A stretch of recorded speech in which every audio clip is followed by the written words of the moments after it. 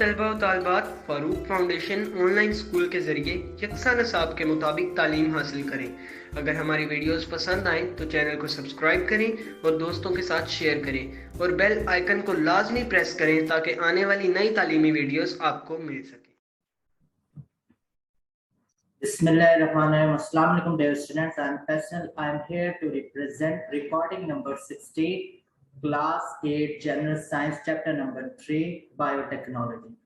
Lecture start से पहले तो प्यारे बच्चों आपके लिए एक छोटा सा मैसेज है कि ऑनलाइन स्कूल ऑनलाइन क्लासेस के जरिए आप अपने तालीमी इम्तिहानात में नुमाया मार्क्स हासिल कर सकते हैं। आप अपनी तालीम और उम्र के हिसाब से मजीद तालीम हासिल करें। आप अपने पेरेंट्स को मोबाइल फोन या कंप्यूटर पर जैसे उनके लिए आसानी हो हमारी तालीमी वीडियोस के जरिए तालीम हासिल करने के लिए रिक्वेस्ट करें और कोशिश आपने करनी है कि डेली 1 से 2 घंटे आपने ऑनलाइन क्लासेस ज्वाइन करनी है। इसका फायदा आपको ही होगा कि जब आप स्कूल जाएंगे और जब आप पेपर्स की तैयारी करेंगे तो आपके एक तो कॉन्सेप्ट क्लियर होंगे, आपका सिलेबस कवर होगा और आप उसमें अच्छे मार्क्स हासिल कर सकते हैं। आप हम online school online classes free of cost बगैर किसी फीस चार्जेस के हमारे प्लेटफॉर्म पर मुफ्त तालीम हासिल कर सकते हैं। क्लास 1 से लेकर क्लास 8 तक की तमाम सब्जेक्ट्स की तालीमी videos YouTube channel Farooq foundation online school पर अवेलेबल है। आप वहां से इसको जो तालीम आप ऑनलाइन क्लास ले सकते हैं बगैर किसी फीस चार्जेस के और आप डेली पढ़ें ताकि आप अच्छे मार्क्स ले सकें और आपका फ्यूचर अच्छा हो सके। तो आज हम रिकॉर्डिंग नंबर 16 स्टार्ट करते हैं बच्चों। लास्ट टाइम हमने पेज नंबर 41 है। लास्ट टाइम हमने हेल्थ जो एग्रीकल्चर सेक्टर है उसके बारे में बात की थी।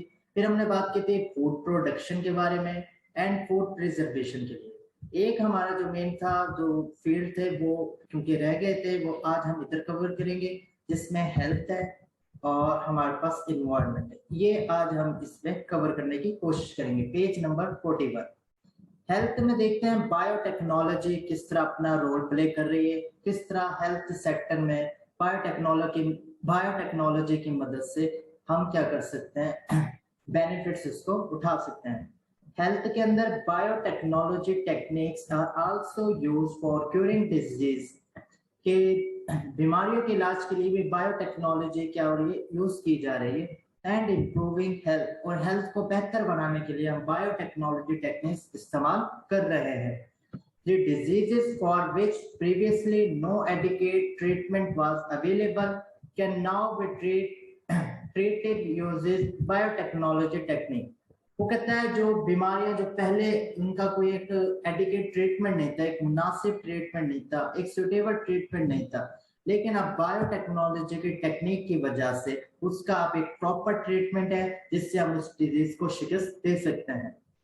Identification of root causes of diseases कि उसके रूट काजेज उस डिजीज का फैलाव क्या है, उस डिजीज का सबब क्या है, ये सबसे पहले इसका मेन पर्पस है। Identification of root causes of diseases.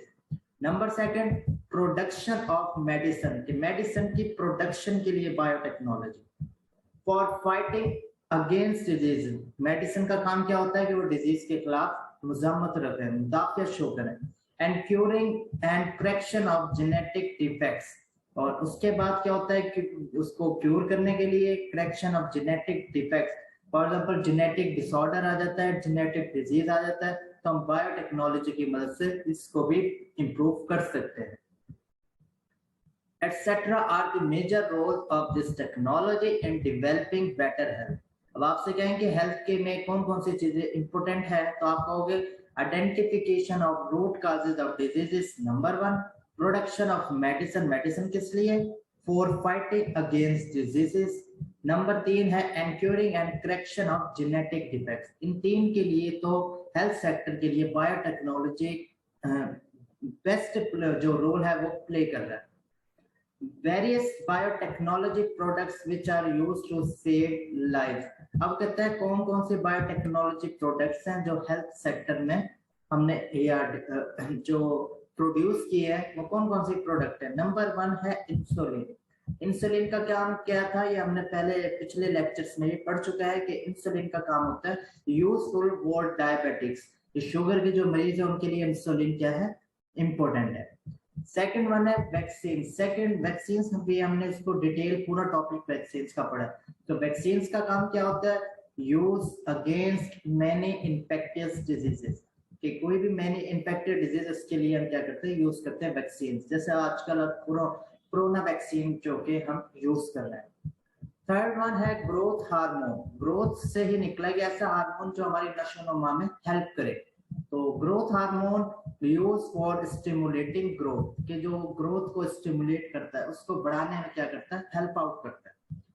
Fourth one कौन सी जो प्रोडक्ट है जो हम बायोटेक्नोलॉजी से हासिल कर रहे हैं? Beta endorphin.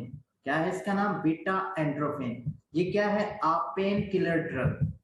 जब हम अक्सर पेन फील करते हैं तो हम कहते हैं पेन किलर लेना, तो हम उसके अंदर कौन सी ज्यादातर मेडिसिन ले रहे होते हैं? उसमें होती है बीटा एंड्रोफिन। ये क्या करता है? आप पेन किलर के तौर पे ये हेल्प आउट करता है और हमें पेन में रिलीफ करने में ही मददगार साबित होता है। लास्ट वन जो प्रोडक्ट हम इसमें पढ़ेंगे, इंटरफेरॉन। इंटरफेरॉन का क्या मतलब होता है? ये है एंटीवायरल प्रोटीन्स है। ये वायरस का अटैक हो या वायरसेस के खिलाफ हमारे हेल्प करता है उनसे फाइट करने के लिए। तो इंटरफेरॉन क्या है? Antiviral protein. ये 5 बायोटेक्नोलॉजी प्रोडक्ट्स हैं। वैसे बहुत हैं बहुत से प्रोडक्ट्स, लेकिन आपके सिलेबस में ये 5 प्रोडक्ट्स हैं जो बताई गई हैं कि ये बायोटेक्नोलॉजी की मदद से हासिल की गई है। इंसुलिन हमने स्टार्ट पे देख लिया था कि बैक्टीरिया से हम कैसे इंसुलिन प्रोड्यूस करवा रहे थे। वैक्सीन का भी हमने जिक्र किया है। ग्रोथ हार्मोन भी हम ये बायोटेक्नोलॉजी की मदद से प्रोड्यूस कर रहे हैं आर्टिफिशियल। बीटा एंड्रोफिन ये प्रोड्यूस कर रहा है मेडिसिन जो पेन किलर ड्रग है। उसके अलावा इंटरफेरॉन एंटीवायरल प्रोटीन्स ये भी हम प्रोड्यूस कर रहे हैं जिसकी मदद से बच्चों बायोटेक्नोलॉजी की।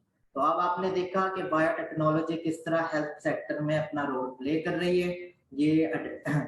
ये इन प्रोडक्ट्स में अगर आपको हेल्थ का टॉपिक आ जाए पेपर में या तो आपने पहले सबसे पहले तो लिखना है बायोटेक्नोलॉजी डिजीज क्योर करने के लिए हम ये क्या करते हैं? Biotechnology technique. उसके बाद आपने ये लिखना है आइडेंटिफिकेशन ऑफ रूट कॉज कि ये किस लिए इंपॉर्टेंट है, ये किस लिए काम आती है। फिर उसके बाद आपने कोई भी 5 में से 3 या 4 प्रोडक्ट्स के आपने नाम लिख दिया। नेक्स्ट मूव करते हैं इम्पोर्टेंट बायोटेक्नोलॉजी टेक्निक। कौन कौन सी बायोटेक्नोलॉजी टेक्निक्स हैं जो हेल्थ सेक्टर में हम यूज कर रहे हैं? हम उन टेक्निक के बारे में हम पढ़ते हैं बारी बारी। पहला नंबर है जीन थेरेपी। जीन थेरेपी एक टेक्निक का नाम है। Gene therapy is an advance biotechnological technique. ये एक ऐसी एडवांस बायोटेक्नोलॉजिकल टेक्निक है which is used to cure genetic and acquired diseases like cancer and AIDS। AIDS जैसी बीमारियों के लिए हम जीन थेरेपी यूज करते हैं। जीन थेरेपी एक्चुअली होता है कि कोई भी जीन्स अगर डिफेक्टिव हो हमारी बॉडी में तो हम क्या करते हैं? नॉर्मल जीन उसके अंदर इंट्रोड्यूस करवा देते हैं। अब जो नॉर्मल जीन्स होती है वो अपना फंक्शन अच्छी तरह परफॉर्म करती है और जो हमारी बॉडी में डिफेक्टिव जीन होती है वो क्या करती है? उसके रिप्लेस हो जाती है। तो gene therapy is an advanced technique biotechnological technique which is used जो यूज होती है to cure genetics। जीन है ना, तो genetics and acquired diseases like cancer के लिए and एड्स के लिए ये जीन थेरेपी हो। यानी कैंसर जिसको पेशेंट का जो कैंसर पेशेंट होता है उसके अंदर वो हम क्या करते हैं? वो उसकी जो जीन्स वर्क नहीं कर रही होती या ट्यूमर सेल्स वो प्रोड्यूस कर रही होती है तो हम जीन थेरेपी टेक्निक यूज करते हैं। उसके अंदर एक नॉर्मल जीन इंट्रोड्यूस करवाते हैं जो मदद करता है इस बीमारियों से अगेंस्ट लड़ने के लिए। इन दिस प्रोसेस, इस प्रोसेस में होता क्या है? मेन चीज देखें, डिफेक्टिव जीन्स, मैंने वही कहा ना जो जीन्स काम ना कर रही है हमारी बॉडी में, डिफेक्टिव जीन्स आर सप्लीमेंटेड और रिप्लेस, या सप्लीमेंटेड या रिप्लेस, या हम उसको रिप्लेस कर देते हैं या उसके अंदर क्या कर लेते हैं? सप्लीमेंट कर देते हैं उस जीन्स को बाय किसके? Normal genes. यानी आपकी बॉडी में डिफेक्टिव जीन्स है, ये मैं डी लिख रहा हूँ डिफेक्टिव जीन। अब मैं क्या करूंगा? जीन थेरेपी की टेक्निक की मदद से एक नॉर्मल जीन उस बॉडी में क्या कर दूंगा? इंट्रोड्यूस। अब इससे फायदा ये होगा कि जो डिफेक्टिव जीन जो काम नहीं कर रही थी अब वो क्या हो जाएगी? खत्म हो जाएगी। अब ये जो नॉर्मल जीन है ये अपना फंक्शन शुरू कर देगी। अब ये नॉर्मल जीन जब अपना फंक्शन शुरू करेगी तो हमारी बॉडी मुख्तलिफ किस्म की बीमारियों से महफूज रहेगी। तो ये जीन थेरेपी का फायदा होता है। क्या होता है इस प्रोसेस के अंदर? जल्दी बताओ। डिफेक्टिव जीन्स आर सप्लीमेंटेड, कि जो डिफेक्टिव जीन्स है वो रिप्लेस हो जाती है किससे? नॉर्मल जीन से। हमारी बॉडी में जो डिफेक्टिव जीन्स है वो किससे रिप्लेस हो जाती है? नॉर्मल जीन से। उस प्रोसेस को क्या कहते हैं? Gene therapy. अब है जेनेटिक टेस्टिंग। जेनेटिक टेस्टिंग क्या है? Genetic testing is one of the latest biotechnological technique used for genetic diagnosis of inherited diseases. Genetic testing एक ऐसी टेक्नोलॉजी है जिससे हम पता लगा सकते हैं कि इस शख्स को विरासती बीमारी है या नहीं है। तो ये फायदा होता है जेनेटिक टेस्टिंग का। दोबारा देखो, genetic testing is one of the latest biotechnological techniques used for genetic diagnosis। क्या ये डायग्नोस करना है? Genetic diagnosis of inherited diseases, यानी जो कहते हैं ना कि इसकी खानदान के अंदर विरासती बीमारी चलती आती है कि पहले उसके बाप को, फिर पहले उसके दादा को, फिर बाप को, फिर उसके बेटे को। तो ये वो कौन से डिजीजेस कहलाती है? Inherited diseases. तो जेनेटिक टेस्टिंग के जरिए हम पता लगा सकते हैं कि इसके अंदर विरासती बीमारी है या नहीं है। इट इन्वॉल्व, अब इसके अंदर होता क्या है? It involves the direct examination of DNA. हम डीएनए उसको क्या करते हैं? एग्जाम। और डीएनए की हम क्या करते हैं? एग्जाम। डीएनए को हम स्टडी करते हैं। DNA molecule, it is also used to determine a child's paternity और पर्सन्स एंसेस्ट्री।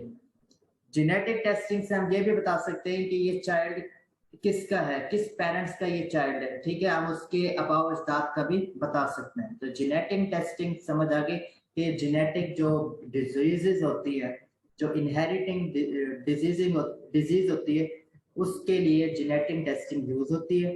उसके बाद अब इसमें क्या इन्वॉल्व होता है? हम इसमें डीएनए को क्या करते हैं? स्टडी करते हैं।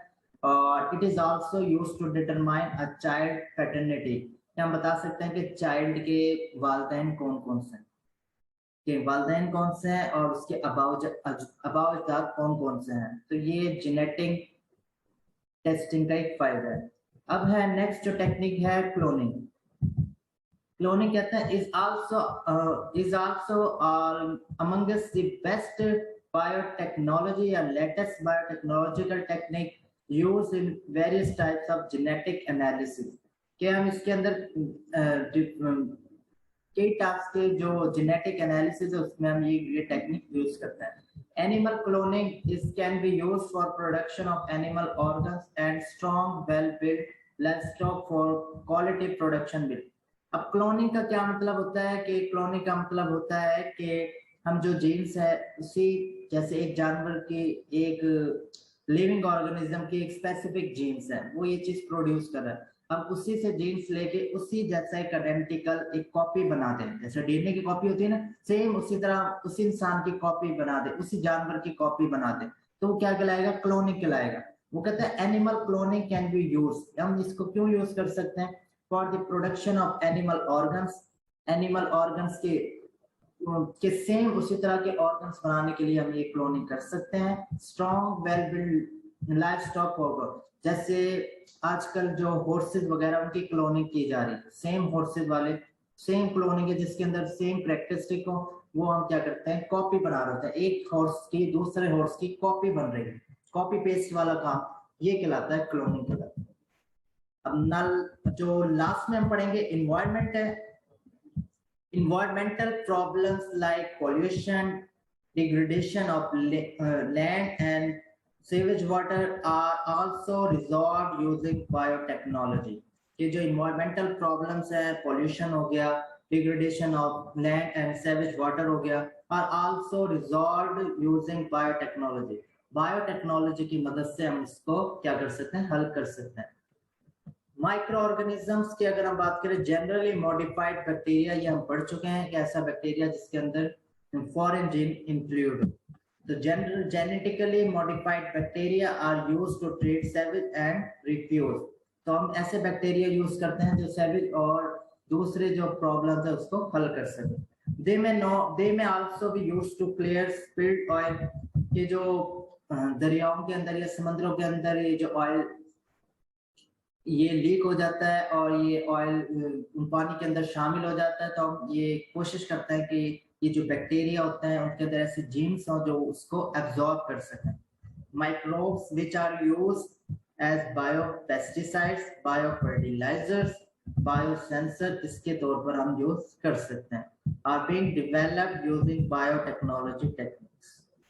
ये हेल्थ इन्वायरमेंट, इसके बारे में इन्वायरमेंट में हमने देखा कि बायो फर्टिलाइजर के तौर पर हम यूज कर रहे हैं, बायो सेंसर के तौर पर कौन, माइक्रोब्स को, छोटे जानदार।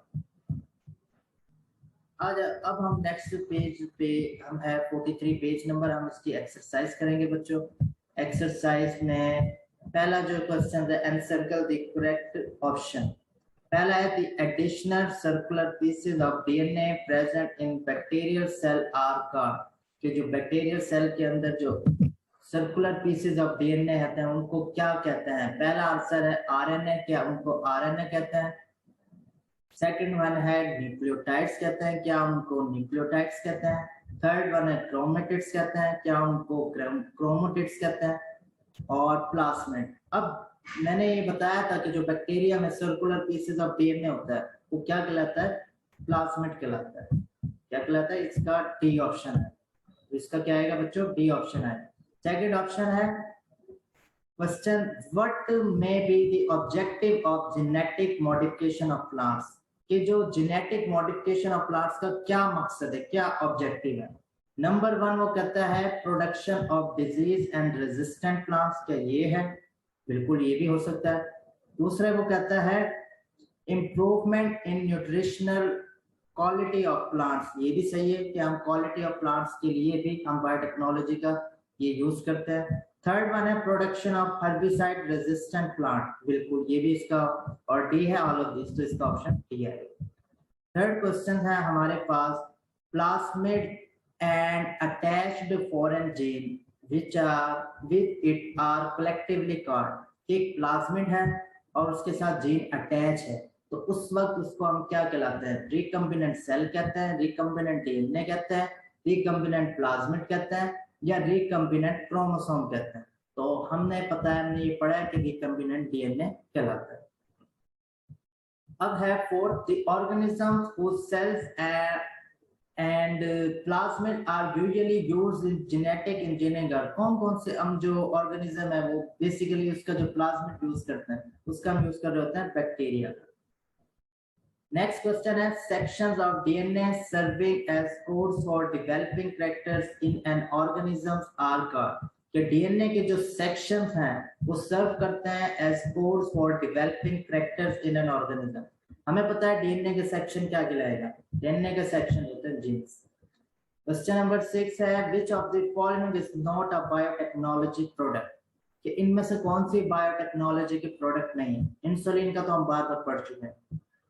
बीटा है क्विनिन, क्या ये है? इसका देखते हैं। सब सी है बीटा एंड्रोफिन, ये भी हमने पढ़ा है, ये पेन किलर के तौर पे। इंटरफेरॉन हमने कहा एंटीवायरल है, तो इसका मतलब ये बी इसकी प्रोडक्ट नहीं है बायोटेक्नोलॉजी। नंबर 7 है how do genetic engineers get insulin from diabetic patients, कि जो जेनेटिक इंजीनियर्स हैं वो किस तरह इंसुलिन प्रोड्यूस कर रहे हैं फॉर डायबिटिक पेशेंट्स। पहला है आइसोलेट फ्रॉम ह्यूमन पेनक्रियास, ये क्यों नहीं हो सकता? हालांकि हमने स्टार्ट में पढ़ा था कि इंसुलिन कहाँ से होता है? पेनक्रियास। क्योंकि उसने जेनेटिक इंजीनियर्स की बात की है, उसने बायोटेक्नोलॉजी की बात की है, तो ये तो नॉर्मल नेचुरल प्रोसेस है ना, तो इसलिए इसका ऑप्शन ए नहीं होगा, इसका ऑप्शन होगा D, insulin J inserted in bacteria. Number 8 है बायोटेक्नोलॉजिकल मेथड, ये जो बायोटेक्नोलॉजिकल मेथड होता है for the preparation of animal organs, के एनिमल ऑर्गन्स की जो प्रिपरेशन है, एनिमल ऑर्गन्स की, यानी biotechnological method for the production of animal organs. मैंने ये कहा था ना क्लोनिंग में क्या करते हैं कि एनिमल ऑर्गन्स की हम प्रोडक्शन करते हैं, सेम कॉपी का बनाने की कोशिश करते हैं और बन जाती है, तो इसलिए इसका ऑप्शन क्लोनिंग है। हमारे पास 8 क्वेश्चंस हो गए। नेक्स्ट अगर हम जाएं, मूव करें, 9th जो क्वेश्चन है कि why do genetics, यानी जो why do genetic engineers use bacteria in genetic engineering, ये हमने डिटेल में भी पढ़ा था कि बैक्टीरिया को हम क्यों यूज करते हैं। The chromosome bacteria is made of DNA and proteins. Their nucleus is very big and easy to handle. They have many chromosomes. Bacteria divide very fast and make colonies. ये D option हमारा सही है. A gene is inserted into a bacterium by, एक gene को हम insert करते हैं bacterium, किसकी मदद से, किस तरह, ये जेनेटिक इंजीनियरिंग हमारा ये इसका आंसर. ये जीन जो हम इंसर्ट करते हैं वो जेनेटिक इंजीनियरिंग की मदद से करते हैं. अब है कॉलम मिलाएं, कॉलम मैच करना है आपने. कॉलम मैच करने के लिए ए और बी को मैच करना है. ग्रोथ हार्मोन क्या है, ये हमने पढ़ा था कि ये स्टिमुलेट करता है ग्रोथ को. बीटा एंड्रोफिन क्या है, ये पेन किलर है, ये लास्ट हम डिस्कस कर चुके. उसके बाद ये वैक्सीन, वैक्सीन क्या करती है, इम्यूनिटी होती है अगेंस्ट डिजीजेस. ये हम इसको डिटेल में वैक्सीन का हम पढ़ चुके हैं, जिसमें हमने बताया था कि इम्यूनिटी हम करने के लिए करते. अब है इंसुलिन, इसका इंटरफेरॉन, इंटरफेरॉन वायरल होता है, इन्फेक्शन के लिए यूज होता है. इंसुलिन डायबिटीज पेशेंट्स के लिए. इस तरह हमने ये कॉलम्स मैच कर दिए. अब है गिव शॉर्ट आंसर, आपने इसके क्या करना है, शॉर्ट आंसर देना. What is biotechnology. तो बच्चों बायोटेक्नोलॉजी स्टार्ट से ही हमने स्टार्ट की थी. इसका मैं पेज नंबर 32 है, स्पेस की जो डेफिनेशन है, the technology in which living things are used in different ways to help and benefit human being is called biotechnology. तो उसकी डेफिनेशन आ जाएगी page number 32.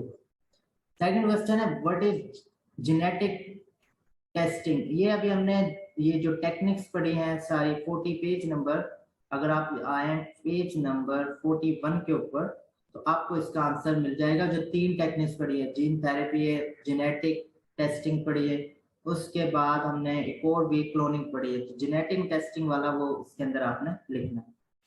Name at least 2 life saving products of biotechnology.